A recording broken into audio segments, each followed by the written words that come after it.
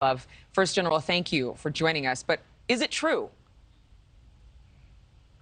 Well, I think we can expect or actually believe what the Pentagon is saying about our small force that is there. This is not unusual. If you go all the way back to our horrible experiences in North Africa, we are pretty sensitive now to make sure that our embassies are protected.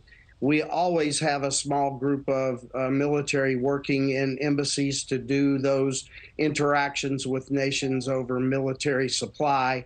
And in times of trouble, we are known to reinforce the protection units that are at these embassies. And so I see no reason to not agree with the Pentagon's position of what these individuals are. It is a small unit. I've heard the number of around 14.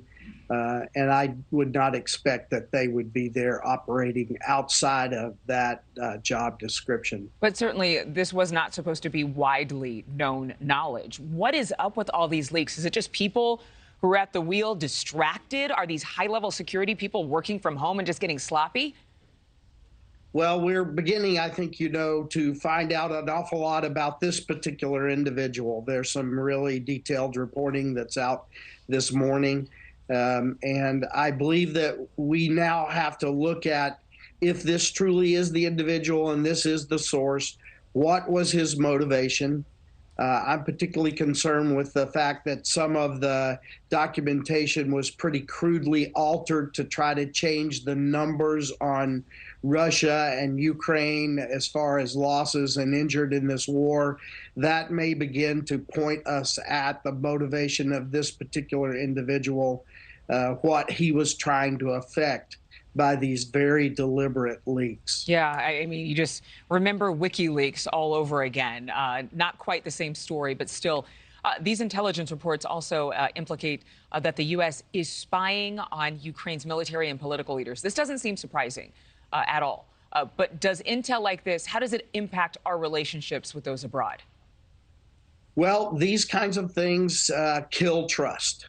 We have exposed, this individual has exposed things that will hurt us around the world.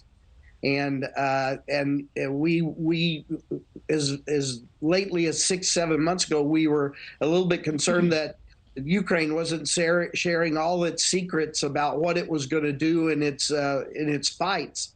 And now you see why. If we can't protect the secrets of our allies and our partners, then why would they share them with us? So this sort of thing is eventually going to hurt this nation in a big way.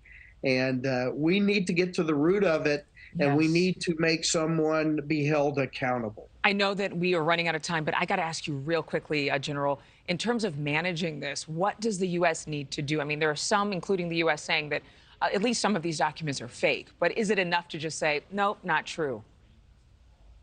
Well, some of this is going to be seen as very true, and frankly, I think it is. So there's a mixed bag here. We have to approach this in a wide open, truthful manner now and get past it. And more importantly now, we need to bear down on making sure this kind of thing doesn't happen again in the future. General Breedlove, thank you for being with us.